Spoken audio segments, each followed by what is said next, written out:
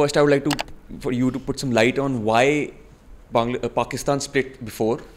Why was the liberation of Bangladesh needed at that point of time, and how the sentiment of of Bangladeshis is going towards Pakistan now again. I feel so. If you want to clarify that for me, ma'am. Very quickly, it's a long history and a very painful history, but just summarize in 2 minutes, you're running short.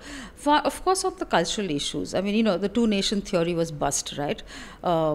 That it was just not, I mean, while religious cohesion and identity was important, but the fact that Urdu was made the national language, they fought for it, they introduced Bengali also. So that particular day in February is still celebrated very robustly in Bangladesh, the language day, when they were able to reintroduce Bengali in East Pakistan as also another national language. And then of course West Pakistan extractive policies. The main natural resources was with East Pakistan. Not the economy, you're saying? Economy, yeah. Okay, extractive, very extractive economy. Because East Pakistan was doing good economically. That's right, because it had access to, like jute, rice, many other natural resources that West Pakistan actually took away from East Pakistan and, made money on that, didn't give that amount which is required. Also, I think the last critical trigger was when in the national elections, Awami League under Sheikh Mujib, or East Pakistan Awami League under Sheikh Mujibur Rahman won majority of seats, and he was not made the Prime Minister. They dilly-dallied on some pretext or the other, and they kept changing the, discourse. So I think that was the time when finally, and even till the last, I think, 3rd March, Ramna's speech that Sheikh Mujibur Rahman actually talks about, where he finally talks about, wanting a different independent state.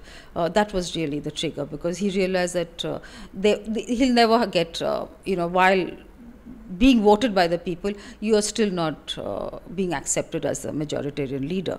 So how do you stay together? So that was, I think, the final. Right now, as I mentioned briefly, that Sheikh Hasina has been very anti-Pakistan because of the history again. Yes, right now we hear some rumors about it, but about how Pakistan. But, at the same time, they were together at some point of time, like for a few years, right, from 47 to 71. And there is a common religious identity then. So to completely ignore that and say we don't recognize Pakistan, I think is also taking it to another level. So there are some elements, there always were many Bengalis who actually moved out from West Pakistan into East Pakistan and became part of Bangladesh.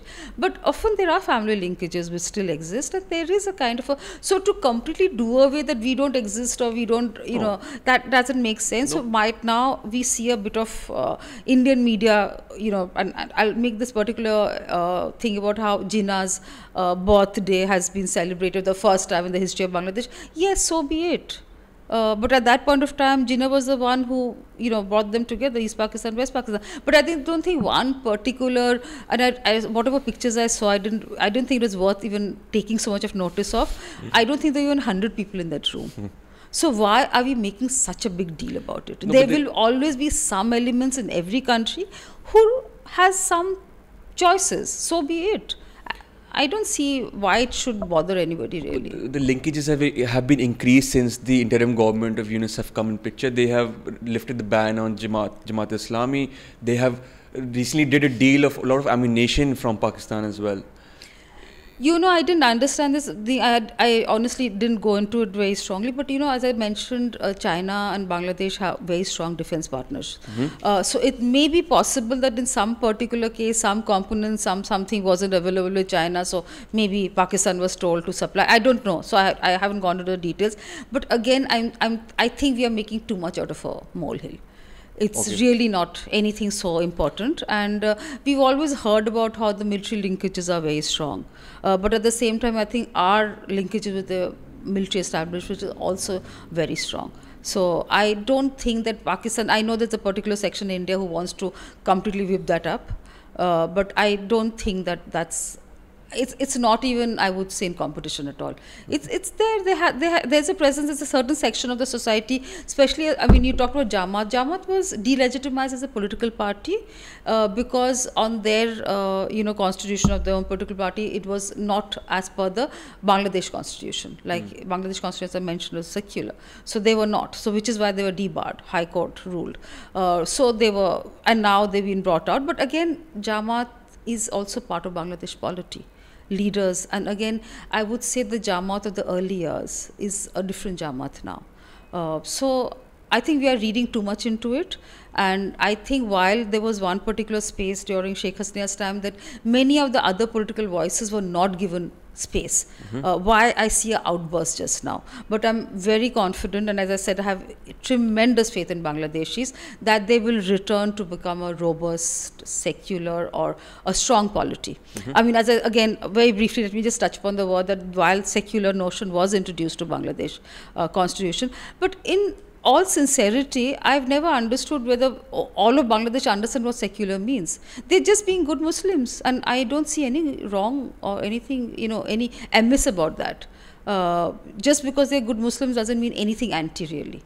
And that's how I see Bangladesh. And I think I'm very upbeat about the fact that interim government will, he's put in 6 committees now, and hopefully, reforms will be kicked in soon than later.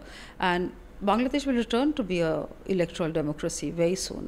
I'm confident. It may take a year or two once reforms are in place. Some specific structures need to be in place, which we've not seen Bangladesh have. So I'm positive about Bangladesh. Right now, it is a part of concern. There are some elements which we are, is giving some problems, but security apparatus also hasn't kicked in. The police is away. That because police was very closely politically aligned, which is now we are trying to bring in that, some reforms can't have an open night. So Bangladesh, I think, is on the job. Some of the police stations, thanas are functioning again. It's a work in progress, so we can't expect overnight. But again, as I mentioned, the violence is not something that Bangladesh wants. I don't think the interim government can or is able to address the problem, which is countrywide. But hopefully, yes. Diary of a publisher. Here we don't just talk, we explore, question, and push beyond the ordinary. And if you're ready to see things from a fresh perspective, you're at the right place. Make sure to subscribe. We're just scratching the surface, and the next conversation might just change how you see the world.